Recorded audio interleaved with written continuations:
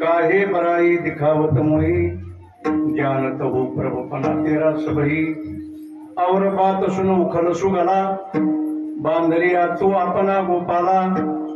काहे बराई दिखावत मोही, जानत हो प्रभु पना तेरा सबही।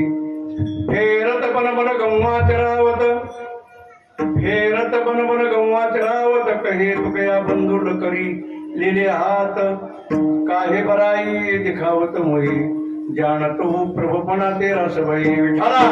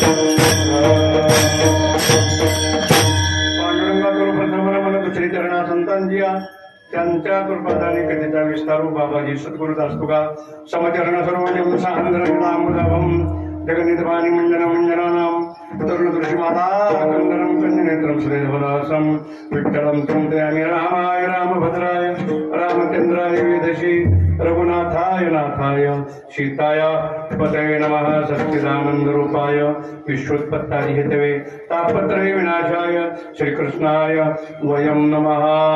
नमो सद्गुरु तुकया ज्ञानदीपा नमो सद्गुरु सच्चिदानंद रूपा नमो सद्गुरु भक्त कल्याण मूर्ती नमो सद्गुरु भास्करा पूर्णकिती नमो ज्ञानेश्वर निवृत्ती उदारा सोपान देवा मुक्ताबाई नमो त्रिभुवनी पावनी आदित्र्यजन्य देवाचे चरण शरणती हनुमंता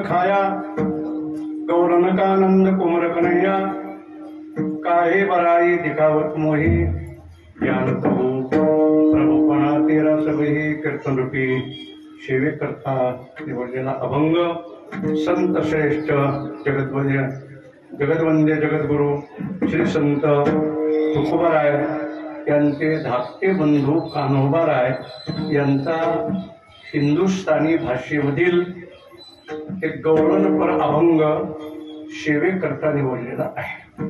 अभंगावर काही विवेचन करण्यापूर्वी श्री क्षेत्र बाभळगाव या ठिकाणी पिढ्यानपिढ्या चालत आलेला हा हनुमंतरायाच्या जयंती उत्सवानिमित्ताने 7 दिवस अखंड हरिनाम सप्ताह, त्यामध्ये विविध प्रकारचे कार्यक्रम, पहाटे काकडा भजन, नंतर सकाळी विश्वसनामाचा पाठ,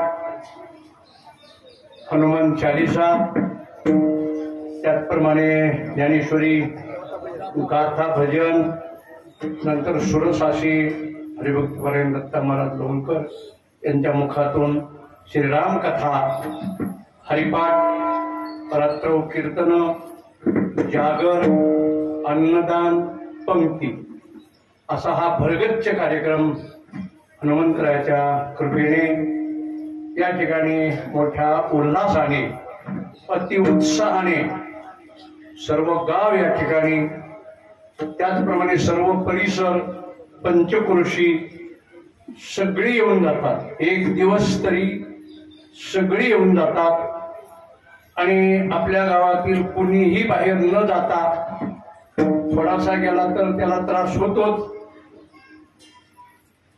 आणि अशा पद्धतीने हा उत्सव या ठिकाणी आपल्या गावातील सगळ्या मुली, जावाई, पाहुणे या निमित्ताने दीपावलीला येणार नाहीत, पण आता आल्याशिवाय राहत नाहीये, असा हा सगळ्याच्या अंतःकरणामधला हा कार्यक्रम। विशेष करून हे 7 दिवस म्हणजे हनुमंतरायाच्या जयंती उत्सवाचे राम जन्माच्या दिवशी सकाळपासून हनुमंतरायाच्या जन्मादिवशी रात्रीपर्यंत असा चालणारा हा भरगच्च कार्यक्रम आहे। अजून या कार्यक्रमाचं विशेष या 7 दिवसात त्यात कालपासून प्रत्येकाच्या अंतकरणामध्ये हनुमंतराय मला शिरल्यासारखा दिसतो. प्रत्येकाचा उत्साह पाहिल्यानंतर मी तर भांबावून जातो, दरवर्षी भांबावून जातो. त्या भीमाता त्याला कळतच नाही किती वाजले, 5 वाजता आलात का. तो एक अतिउत्साह आहे. त्या अतिउत्साहामध्ये कोण काय करते कोण काय नाही प्रत्येकाच्या मनात एकच आहे. तसं पांडुरंग ध्यानी पांडुरंग मनी, तसं बलभीम ध्यानी बलभीम मनी, जागृती स्वप्नी बलभीम असं म्हणावं लागेल. जागृतीमध्ये स्वप्नामध्ये उत्सव उत्सव उत्सव एवढा अंतकरणामध्ये भरलेला हा उत्सव आहे. असा उत्सव मला तर वाटतं आपल्या माजलगाव तालुक्यात एकही नसावा. असतील उत्सव, परंतु हे बलभीम देवस्थान आणि हे ठिकाण दररोज कितीतरी लोक येऊन जातात. दर शनिवारी हजारो लोक येतात. अमावस्याला 10,000-20,000 लोक येऊन जातात. अन्नदान चालू आहे, भरपूर भांडार भरलेला आहे. हनुमंतराच्या कृपेने काहीही कुठेही कमी नाही आणि यावंच वाटतं. आम्ही तर काय, आम्ही लहानपणापासूनच येतो. वैकुंठवासी काशीराम नाना तेव्हापासून आम्ही लहान होतो. अगदी आमचे दादा आणि मी, दादाची आठवणी या निमित्ताने होते.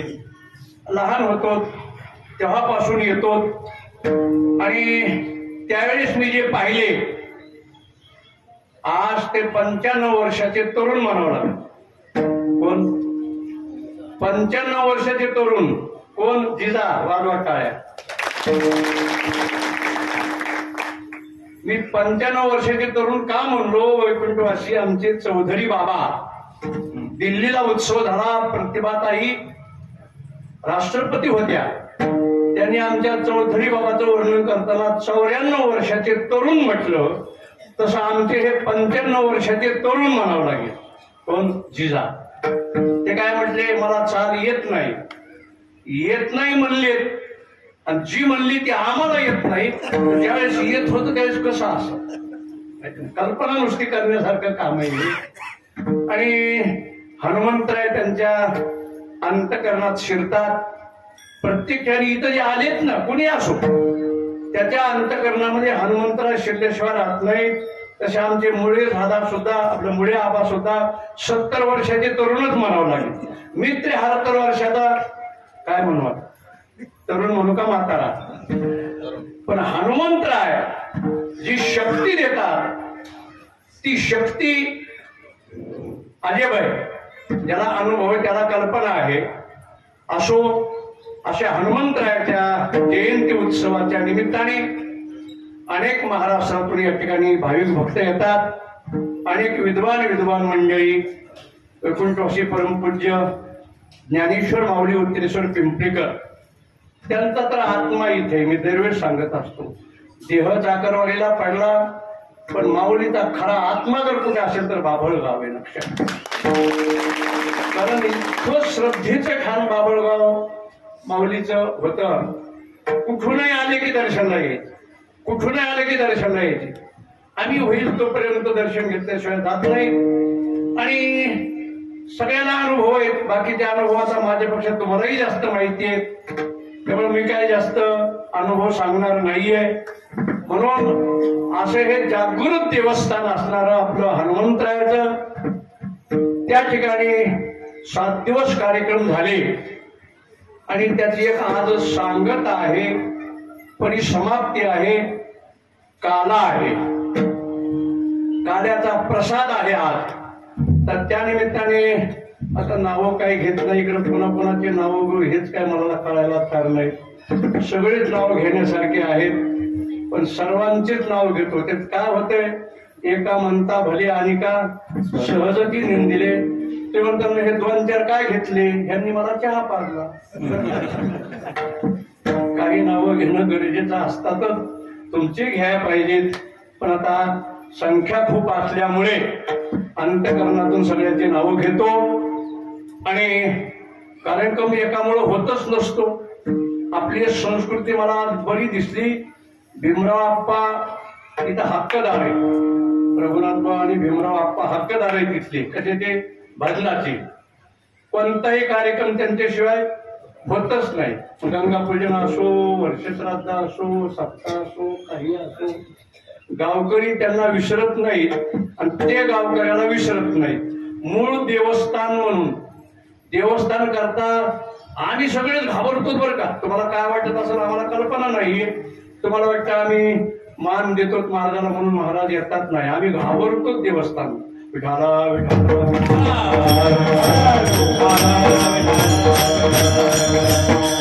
आनंद एवढाचे मुळे आबा आल्यावर भीमरावबांनी पहिला मान दिला. लक्षात ठेवा, आपण जर मोठ्याला मान दिला तरच आपण मोठे होतो, ते लक्षात ठेवा. मोठ्याला तुडवण्याचा प्रयत्न केला की आपण छोटे झाल्याशिवाय राहत नाही. हेच गणित आहे, दुसरं काही नाही. मान दिला पाहिजे, श्रेष्ठांचा आदर केला पाहिजे, आमच्या माता भगिनीचा आदर केला पाहिजे. ही भारतीय संस्कृती आमची. आणि अशा पद्धतीनं सगळी झालेली आहेत. पुन्हा अजून मला भीती वाटते ते बालासाहेब आला आमचा बाप्पा ते लावतो युट्यूब. आम्हाला ती नाही सवय. आम्हाला वाटतं काही चुकत आहे काय की चुकत आहे काय की म्हणून कार्यक्रमात फेल होतोय. तुम्ही आलात की आमचा विठाला विठाला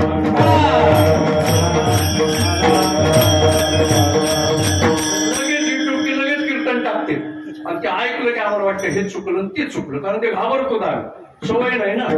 असो, चुरा चुरा कर माखन खाया, गवलन कानंद तुमर कन्हैया. खालाय प्रसाद आहे, दरवर्षी सांगतच असतो मी. वचन दिले दशरथ अप्पाला की अभंग डबल येऊ देणार नाही सहसा. काय काय होईल ती बघू आता. हनुमंतराय बुद्धिमत्ता हनुमंतरायची प्रार्थना करताना तुम्हाला मी मनोजव मारुत तुल्य वेगम जितेंद्रिय बुद्धिमत्ता वरिष्ठम ही प्रार्थना करण्याऐवजी नेहमीच शरण शरण जी हनुमंता तुझा आरो रामदूता हे प्रमाण म्हणूनच मी प्रार्थना करतोय. त्याचे कारण असे आहेत. शरणम प्रपद्ये श्लोकामध्ये शरणम प्रपद्ये आहेत, पण त्याच्यामध्ये हनुमंतरायचं वर्णन केलेलं आहे. मनोजवम मनावर विजय मिळणारे, मारुत तुल्य वेगम वाऱ्याप्रमाणे ज्यांचा वेग आहे, जितेंद्रियम ज्यांनी जितेंद्रियाला जिंकलेला आहे, बुद्धिमताम वरिष्ठम बुद्धिवानामध्ये श्रेष्ठ आहेत, वातात्मजम वायुपुत्र आहेत, वानर युथ मुख्य युथ म्हणजे कळप संस्कृत शब्द आहे. वानराच्या युथाचे मुख्य असणारे वानरयुत मुख्यम श्रीरामदूतम श्रीरामाचे दूत शरणम प्रपद्ये मी आपल्याला शरण येतो. आता हे हनुमंतराचं वर्णन करून प्रार्थना आहे, पण मी अभंगातून का बोलतो, प्रार्थना का करतो, तर अभंगामध्ये शरणागतीचे तिथेही शरणम प्रपद्ये आहे, पण अधिकार सांगून प्रपद्ये शरणम प्रपद्ये. पण इथं शरण शरणजी हनुमंता तुझा आलो रामदूता ह्याच्यापेक्षा पुढचं काय, भक्तीच्या त्या वाटा मज दावाव्या शुभटा अशी प्रार्थना केल्याशिवाय कीर्तन व्यवस्थित होत नाही. कारण तिथं तुकोबरायांनी म्हणावं की हनुमंतराया मला भक्तीच्या वाटा दाखव. कोण? जे श्रेष्ठ भक्त ते म्हणतात भक्तीच्या वाटा दाखवा. आम्ही 4 दिवसामध्ये म्हणतो तर आम्हाला भक्ती सगळीच कळते. तुकोबराय प्रार्थना करतात काय भक्तीच्या त्या वाटा, म्हणून हे प्रार्थना मला जरा बरी वाटते की हनुमंतराया आम्हाला भक्तीच्या वाटा दाखवा.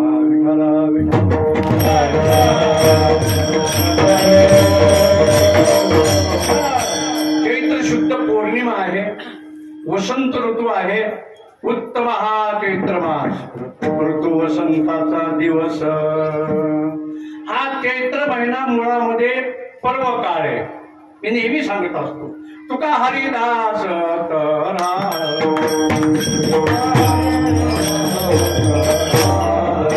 अवघे हा काळी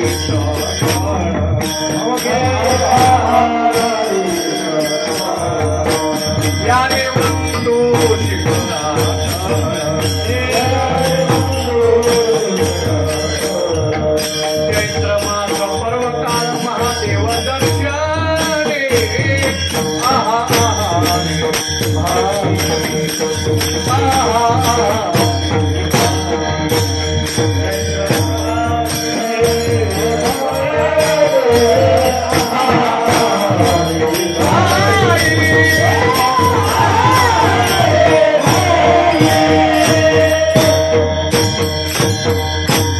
चैत्र मास पर्व काळ महादेव दर्शने चैत्र महिना हा पर्व काळ आहे. या महिन्यामध्ये महादेवाचं दर्शन हे महत्वाचं आहे. आता हनुमंत आणि महादेव वेगळे नाहीत. महारुद्र प्रगटाला नामा म्हणे मी वज्ञेला, ठीक आहे ना. सकाळी अभंग झाला पुढे उजळायचा आहे मला, म्हणून महारुद्राचाच अवतार आहे भीम अवतार. म्हणून या महिन्यामध्ये महादेवाची उपासना प्रामुख्याने आहे. आणि या महिन्यामध्ये महादेवावर गळती असते. गळती बरोबर आहे.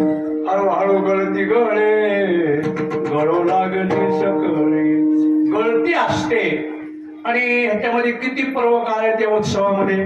पहिला राम जन्म हा पर्व काळ आहे. पर्व विशेष भागवत धर्मी नृसिंह जयंती रामनवमी वामन जयंती जन्माष्टमी उत्तमोत्तमी शिवरात्र हे 5 पर्व काळ सांगितले भागवत धर्मामध्ये. कोणते कोणते? नृसिंह जयंती, वामन जयंती, श्रीकृष्ण जयंती, महाशिवरात्र आणि राम जयंती हे 5 पर्व काळ आहेत. म्हणजे राम जन्माचा पर्व काळ आहे पहिल्या दिवशी आहे. नंतर पुन्हा एकादशी चैत्रमास पर्व काळ महादेव दर्शने. या एकादशीला शिंगणापूरची मोठी यात्रा असते. ते कावडीचे अभंग सगळे तुम्ही वाचा. जगद्गुरु तुकोबराय शिंगणापूरला ज्यावेळेस गेले त्यावेळेस कावडीचे अभंग रचलेले तुकाराम महाराजांनी 5 अभंग आहेत. फार सुंदर आहेत कावडीचे अभंग. आहा आहा रे भाई त्याचं रूपच आहे. तेव्हा महादेवाचं दर्शन, महादेवाची यात्रा एकादशीचा पर्व काळ आहे. पुन्हा द्वादशी. आता या द्वादशीला कोणत्या द्वादशीला अंमली बारस म्हणतात माझ्या काही लक्षात येत नाही, माझ्या डोक्यात काही शिरत नाही. पण मला वाटते हीच अंमली बारस आहे काय कुणास ठाऊक द्वादशी. त्याचंही प्रमाण आहे. हे हरी नामाचे आंबेली जगा पोट भरी धीरली विश्रांती कल्पतरुची सावली म्हणा हर हर महादेव म्हणा हर हर हर हर हर महादेव महाराज. असे हे पर्व काळ, द्वादशी पर्व काळ.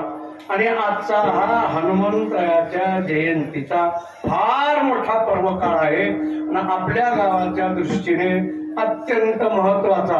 अहो त्या दिवशी ड्रायव्हर म्हणून त्या उघड्याला नेले ममदापूरला. आम्ही जेव्हा बसलो तो मला मी जेवत नाही म्हणलं का दुसऱ्याच्या घरी जेवत नाही का. ते मला उपवास आहे. मला फराळाचं कर. मला नाही फराळ सुद्धा खात नाही. मला फळ सुद्धा खात नाही. फक्त चहा पितो. 2 टाइम उपवास करतो. काय श्रद्धा आहे, काय भावना. आज ह्या बाबळगावामध्ये 90% लोक असतील त्यांनी जेवण केलं नाही. 7 दिवस 8 दिवस आजच प्रसाद घेणार आहेत ते. किती श्रद्धा, किती भक्ती, किती भावना. ही जागृत भावना ठेवल्यामुळे देवस्थान जागृत आहे. विठाला विठाला.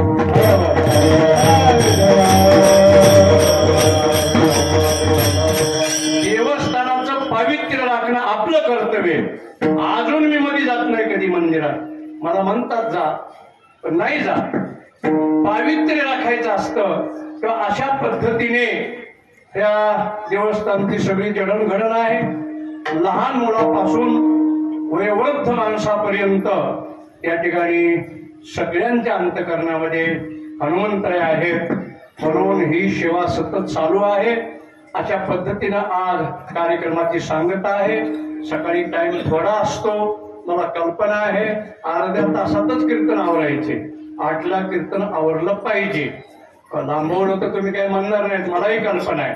पण बाकीचे कार्यक्रम असतात. आज बरेच कार्यक्रम आहेत. शरण्या असतात, कीर्तनामध्ये अडथळा नको, शरण्या वाजत गाजत येतात म्हणून लवकर कीर्तन घ्यायचं असतं. पुन्हा अजून मला वाटतं गाड्या वाढायचा कार्यक्रम असतो. माग रेसही काहीतरी ठेवली होती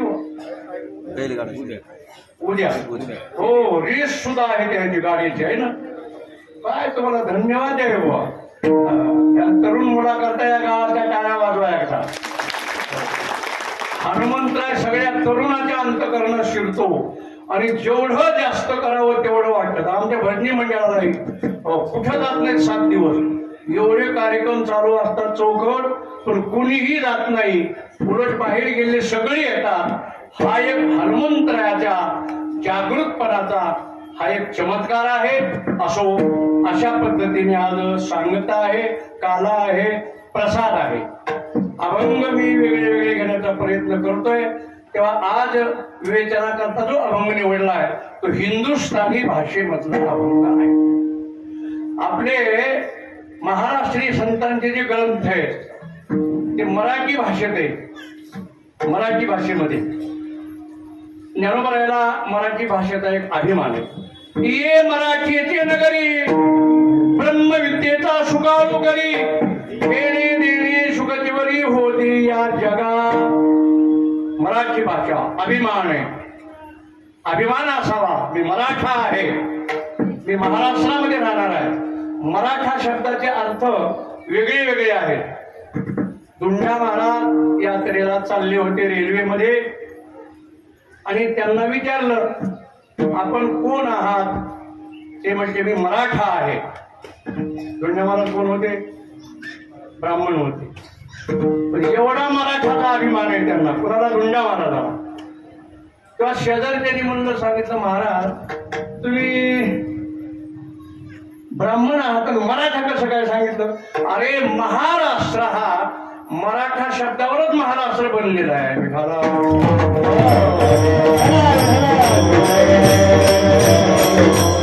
या राष्ट्रामध्ये प्रामुख्याने मराठा आहे. महाराष्ट्रामध्ये जेवढे आहेत तेवढे कुणी पण या जातीचा असतो ते मराठा म्हणूनच घेतात. महाराष्ट्र हा मराठा आहे. मराठा आणि महाराष्ट्र हा वेगळा नाही.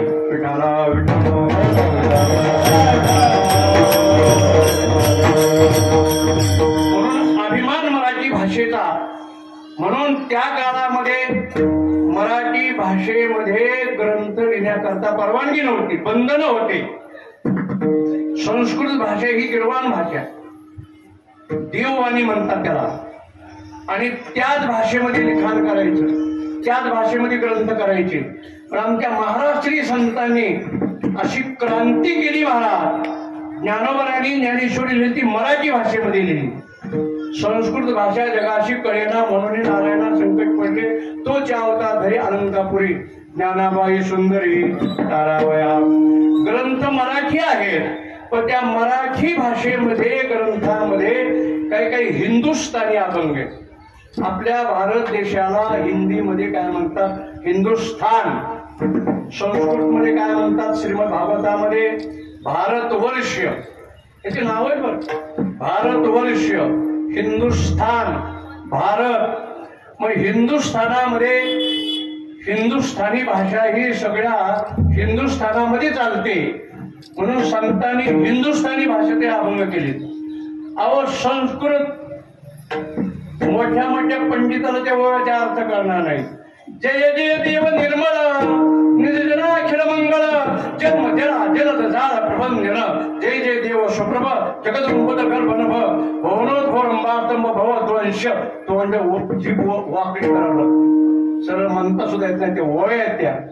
ती संस्कृत भाषा आपण वाचन करताना निरीक्षण केलं पाहिजे. संस्कृत भाषेचा छटा आहे. आणि इंग्लिश भाषा जी आहे ना, या भाषेवरूनच इंग्लिश भाषा आहे. हे बघा, इंग्लिश भाषा स्वतंत्र नाहीये. आणि आपली मराठी भाषा किती महत्वाची आहे का? संस्कृत जे लिखाण आहे, लिपी, संस्कृत लिपी आणि महाराष्ट्र लिपी, मराठी लिपी एक आहे. ती बघा ना, वाचत असताना संस्कृत सगळे ग्रंथ वाचा, मराठी माणसाला लवकर वाचता येतात. पण आपल्या महाराष्ट्रातली मुलं जरी ऋषिकेशला गेले तरी सक्सेस होतात, कारण त्यांना संस्कृत अवगत असते. आणि दुसऱ्या लिपीमध्ये जे अभ्यास करणारी मुलं असतात ना त्यांना ही लिपी लवकर जमत नाही. मराठी अक्षर आणि संस्कृत अक्षर सारखेच आहेत जवळजवळ. म्हणून संस्कृत भाषा ही गिरवाण भाषा आहे आणि तिच्यावर सगळ्या भाषा आधारित आहेत. आता इंग्लिश हे नंतर आहे, त्याला काय नाही, आताची भाषा याला काही महत्व नाहीये.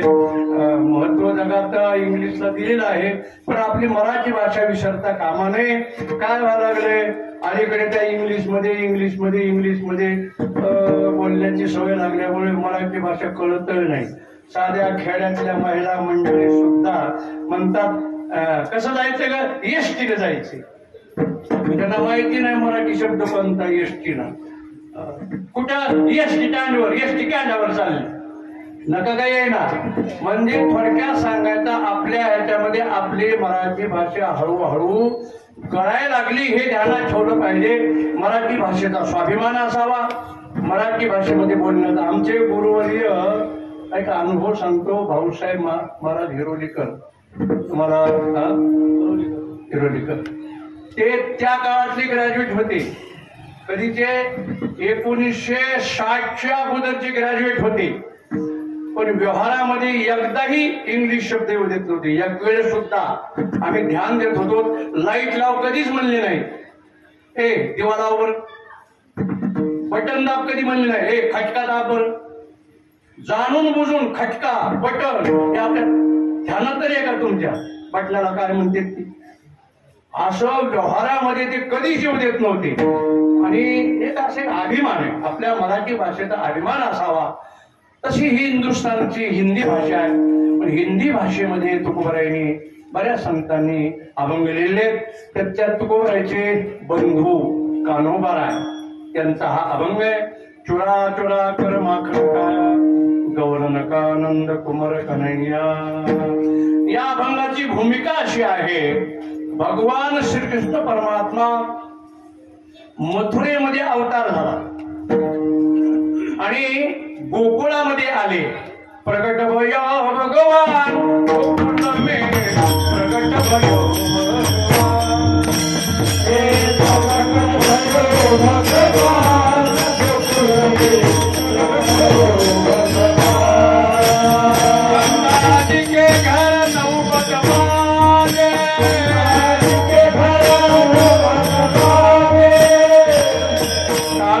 संग अवतान गोकुल में प्रगट भयो भगवान, प्रगट भयो भगवान गोकुल में प्रगट भयो भगवान. हे प्रगट भयो भगवान.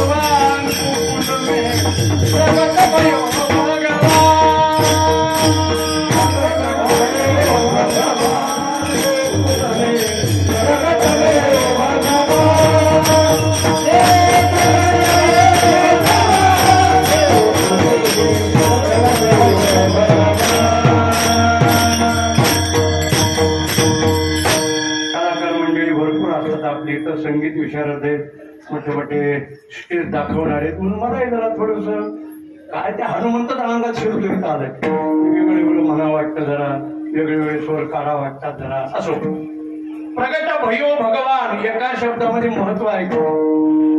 भगवंताचा अवतार कुठे झालाय? मथुरेत. पण मथुरेमध्ये प्रगट नाही झाले, लक्षात ठेवा.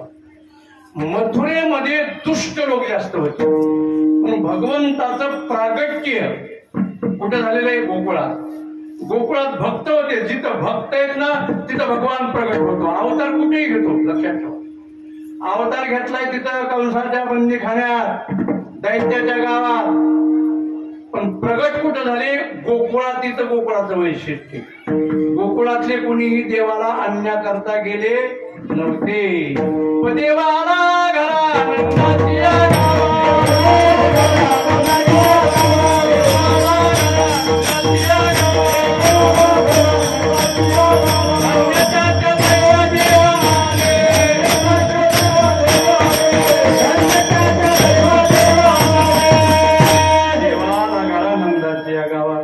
नंदाच्या होऊन आले. गोकुळाहून नेण्याकरता आला होता, पण मथुरेला आणण्याकरता कुणीही गेलं नव्हतं. इथंच कृष्णचरित्राचं गोकुळाचं गोपीचं गवळ्याचं वैशिष्ट्य, गाईचं वैशिष्ट्य. तिथं जे होते ना गाई गोपाळ किती पुण्यवान होते, मला किती भाग्यवान होते. गोकुळच्या गवळीया गोपी गोत्रा सकया हरी सुख भावलेली. योगिया मुनिजना ध्यानी, योगी लोकाला मुनीला ध्यानामध्ये न सापडणारा किंवा जे सुख मिळतं योग्याला कष्ट करून साधना करून त्या गोकुळच्या लोकांना सहज मिळालं. हरिसुख भावलेली. काहीही करण्याची गरज नाही, आणि काही नसतं केलं तर देवाला असतं काही त्याच्या पोटात धरावं लागलं. काही न करता आलीच नाही मला. अहो ती एक गवळण सांगते, याच्याकरता मी काय काय केलं. याची लागी हो त्याची केले.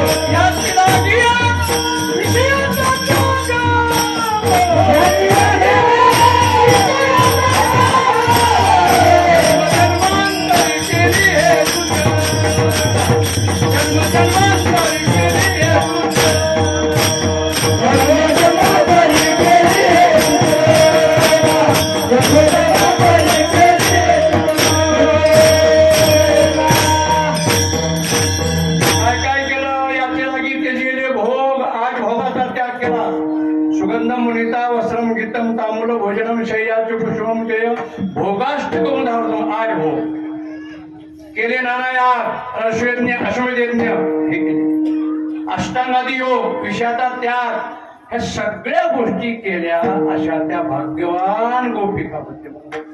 तसं भागवतामध्ये वर्णन केले ते नाधीत श्रुतगणा नोपाशित महत्तपहा. पण काहीतरी केल्याशिवाय देव येऊ शकत होऊ ना. किती भाग्यवान होते त्या गायी, किती भाग्यवान होते. गोपाळ गवळणी गाई वासर त्यांच्याकरता भगवान परमात्मा. आणि त्या नंद आणि यशोदा यांनी अनेक जन्म तपश्चर्या केल्या होत्या. मला अनेक जन्म तपश्चर्या केल्या होत्या, जन्मजन्मांतरी केली यशोदेला. पण भगवान परमात्मा त्या सगळ्यांकरता गोकुळामध्ये आले. गोकुळामध्ये अनेक लीला केल्या. रांग तरंगणी चोरीत लोणी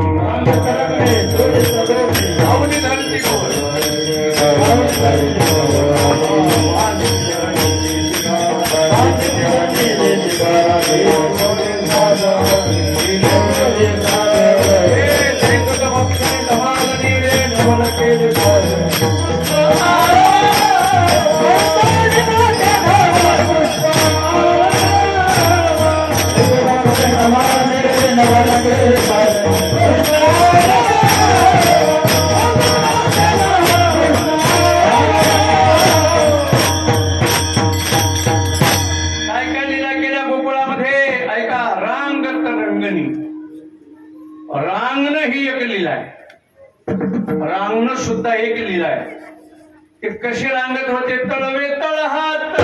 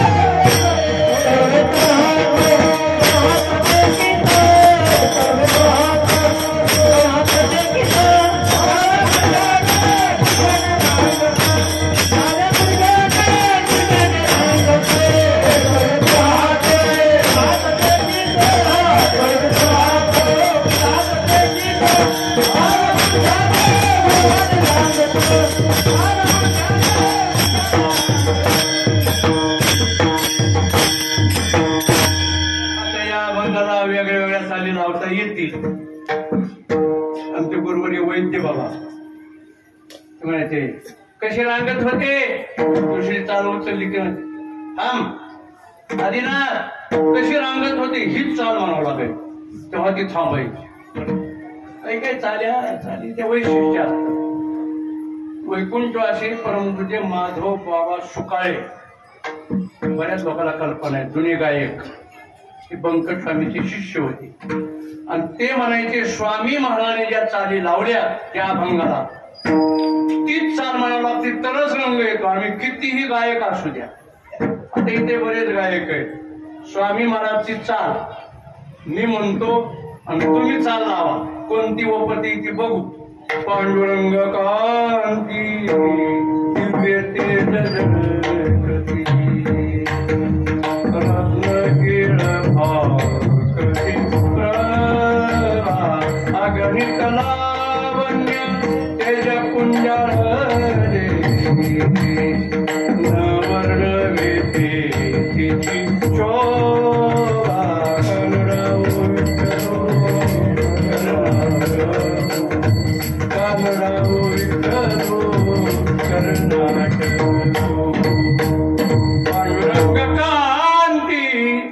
चाली म्हणावं लागते. आणि दुसरं जर आपण कलेच्या रूपाने जर लावली चाल, तिला काही मजा येत. तसं आपलं तळवे तळहाट्टे किती याला आपली चाल प्रचलित चाल आहे आपली सगळ्यांची. भगवान परमात्मा रंगणी रांगतो, रांगू लागले लीला केल्या रांगत रंगणी. पुढचं प्रकरण आहे चोरीत रोणी, म्हणजे रांगत रंगणी ह्यावेळेस चरित्र आहे, चोरीत रोणी ह्यावेळेसचे चरित्र आहे. आणि पुन्हा गाई राखत असताना असं 3 अंकी चरित्र आहे. आता रांगत असताना काय काय चरित्र केले. कपट्या माबळ बट्टा दिले पिढे दान, गोष्टी पुतना विष बाधिता चिस्तन, उखळी बांधिता उपटिले विमला अर्जुना, लक्ष्मी मुक्तावली दाविली भूदेव. कपट्या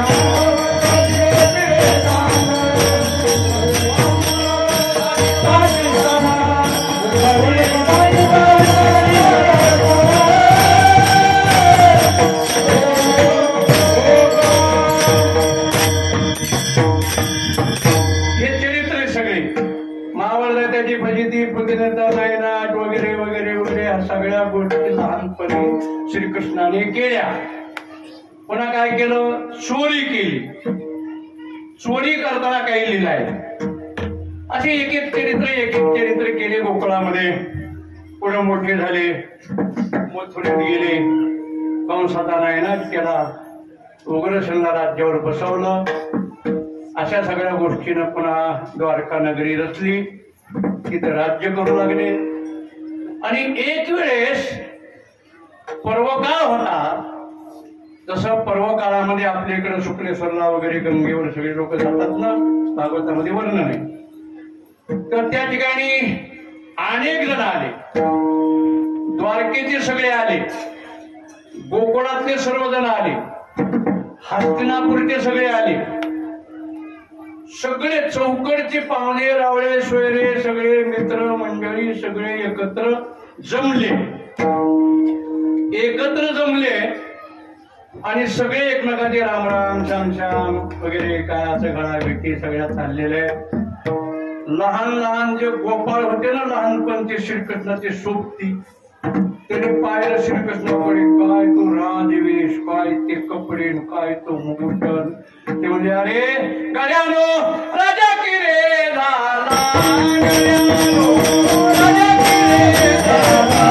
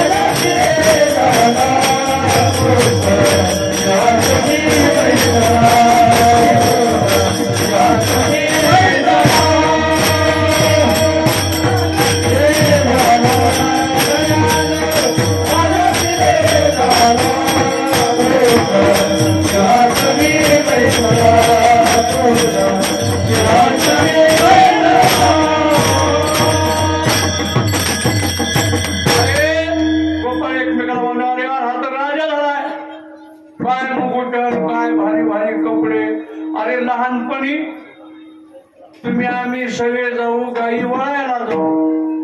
सगळे गाई वळीत होतो आपण. अरे किती खेळ खेळत होतो, याच्या मानेत बुक्के हाणायचो मी. बाबा काय म्हणाले, त्याच्या मानेत बुक्के हाणायचो.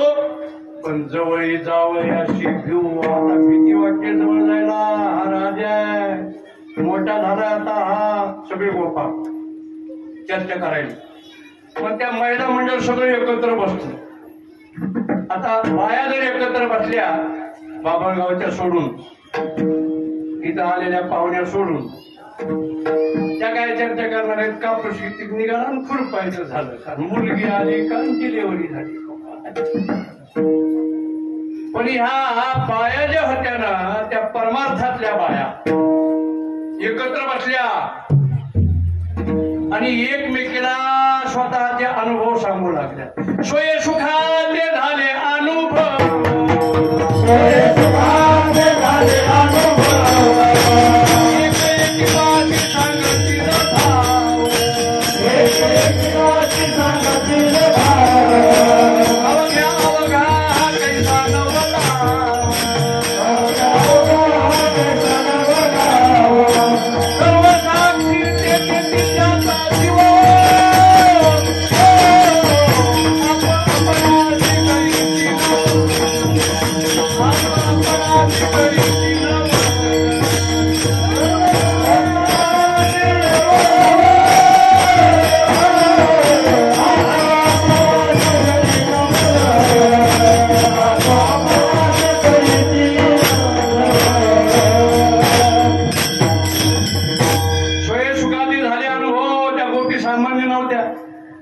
ते एकत्र बसल्या आणि आपले आपले अनुभव सांगू लागले. एक दिवशी मी रांगोळी काढू लागले, कृष्ण आला, त्याच्यावर आपली रांगोळी काढली.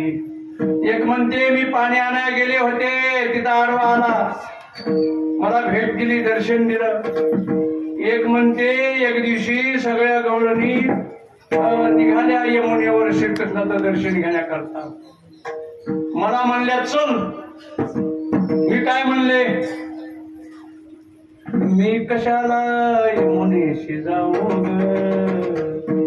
मी कशाला कन्हैयाशी पाहू ग, तुझी माझ्या रूपाचा राणा ग, तुझी माझ्या रूपाचा राणा. कशाला मी यमुनेला जाऊ, तोच माझ्या हृदयामध्ये आहे.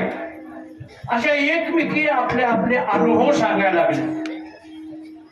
श्रीकृष्णाच्या पत्न्या, श्रीकृष्णाच्या पत्न्या आणि द्रौपदी सगळे आले होते ना, हस्तिनापूरचे वगैरे सगळे, त्या एकत्र बसल्या. आणि त्या द्रौपदीनं भागवतातलं आहे, त्या 8 जणीची नावं घेऊन विचारलं की हा श्रीकृष्ण तुम्हाला कसा प्राप्त झाला. त्या प्रत्येकीनं आपले आपले अनुभव सांगितले. त्या ठिकाणची चर्चा सांगते बरं का मी, अशी एकत्र बसलेली. राजे लोक श्रीकृष्णाकडे आले आणि श्रीकृष्णाला विचारलं आले, कसे काय श्रीकृष्ण राजे, तुम्ही बघा श्रीकृष्णाचं वैशिष्ट्य आहे का. भगवान मथुरेहून आले गोकुळात, पण गोकुळातून एकदा मथुरेला गेले ना, परत गोकुळात आलेच नाही. मथुरेवरून द्वारकेला गेले, परत आलेच नाही मथुरेला. हे श्रीकृष्णाचं वैशिष्ट्य. आम्हाला एखाद्या गावात चांगलं असलं की 7 तास सोडून सुद्धा जातो बराच वेळ. इथलं नाही बरं का, इथं दर्शन नाही तेव्हा परत आले नाही. 11 वर्ष गोकुळात होते, 14 वर्ष मथुरेत मध्ये होते, 25 वर्ष आणि 100 वर्ष कलिद्वार केशी राज्य देव.